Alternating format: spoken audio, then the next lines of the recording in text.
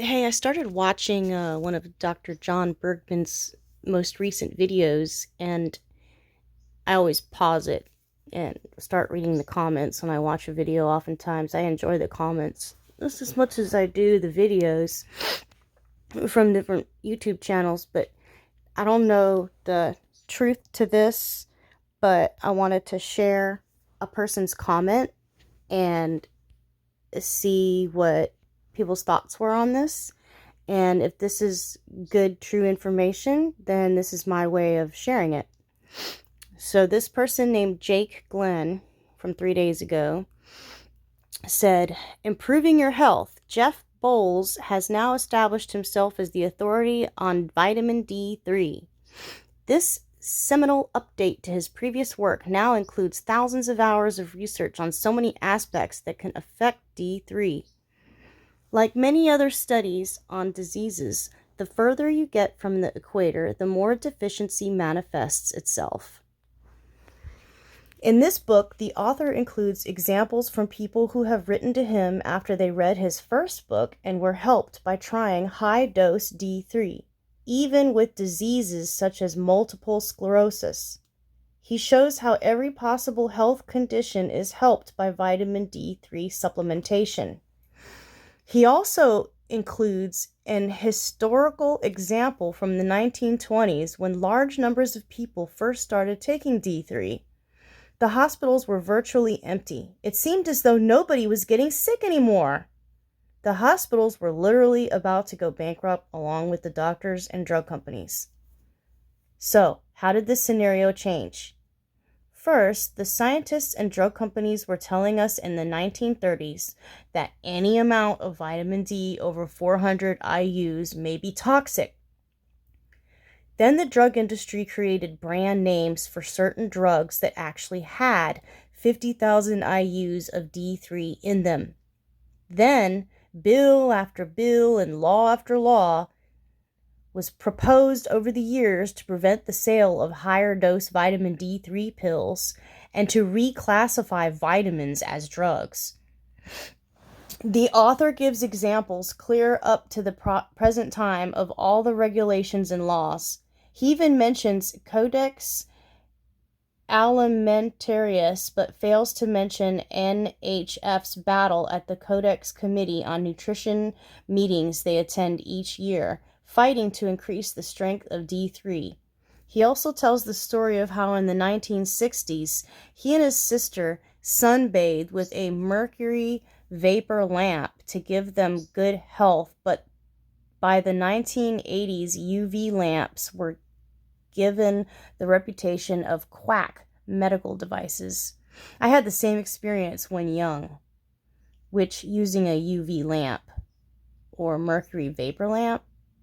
Now, since the 1980s, there has been an explosion of every disease known to man, and we have also had a huge toxic load added into the mix with all of the toxins in our food.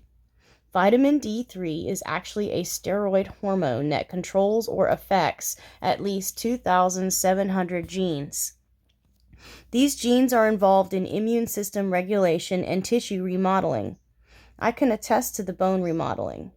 Since I have used high-dose D3 and vitamin K2, my old bone injuries from the past have started to hurt again. Evidence of bone remodeling. Until I reduced the D3 dose and slowly moved it up again. My hip pointer from a skiing accident 30 years ago healed. My toes, which were crushed by a huge rock that I had dropped on them 40 years ago, healed. My knees healed from a torn cartilage basketball injury that occurred over 50 years ago. You have to be aware of what is happening with high-dose D3 supplementation, because when it starts to hurt, you may think you have a new injury when in fact the D3 is remodeling injured areas.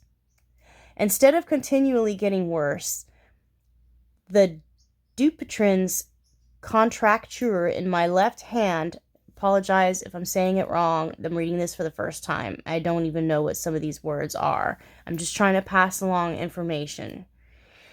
Contracture in my left hand from playing handball 50 years ago is almost gone, and it does not bother me anymore. All of this from simple vitamin D3 combined with vitamin K2, which tells the bone where to load. Jeff's summary of what doctors and most mainstream vitamin D3 researchers do not know about vitamin D3 is priceless and sums up what we need to know.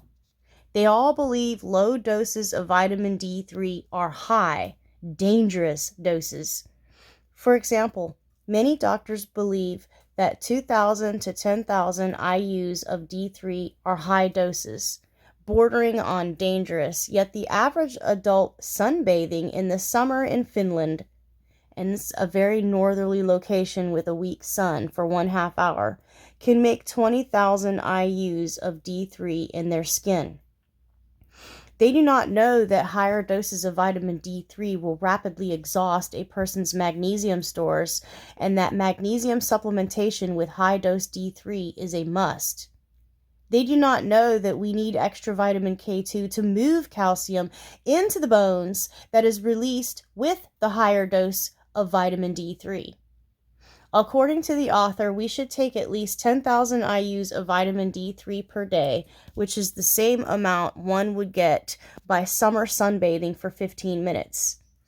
Another key point is brought out by an observation of Dr. Harold Schell of Germany in his book on how to cure glaucoma with high-dose D3. He observed that the current reference range in the U.S. for normal levels of blood vitamin D3 is 30 to 100 ng/ml. But where does this range come from?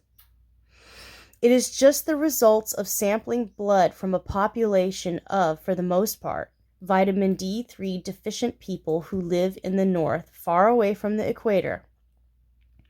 The current range reflects the range of D3 levels of a vitamin D3 deficient population. Doctors assume that the average person in this group has plenty of vitamin D3, but this is incorrect. For example, a summer lifeguard in Florida often has blood levels of 125, but he or she achieves these blood levels by sitting in relatively weak sun compared to the equatorial sun, usually under an umbrella, wearing a hat, and sporting zinc oxide on their nose. If you went to the doctor and he or she saw your blood levels of D3 was 125, the doctor might have a fit and tell you to stop all D3 intake and look for signs of toxicity. This is ridiculous. I had this exact thing happen to me when I first started taking high-dose D3. When my blood tests came back, the doctor was emphatic that I cut back since my levels were way too high. The other new thing that Jeff Bowles updates us on is the use of the mineral boron. He found that at least 6 milligrams of boron a day was also very helpful for bone issues. He himself takes 60 milligrams twice a day. He has also found that additional zinc and vitamin A are also useful. By Jeff T. Bowles. And he's given the references right here and how many pages and how much it costs. The miraculous cure for and prevention of all diseases, what doctors never learned. Good comment. I just wanted to share it. It's just interesting, something for me to look into, for others to look into about, how just these specific vitamins interact and how they work, how our body works to store them and use them and so forth. You also need to keep in mind that if you're going to use a vitamin supplement instead of just going in the sun, you want to use a very high quality vitamin supplement. There's a lot out there that are not worth even taking.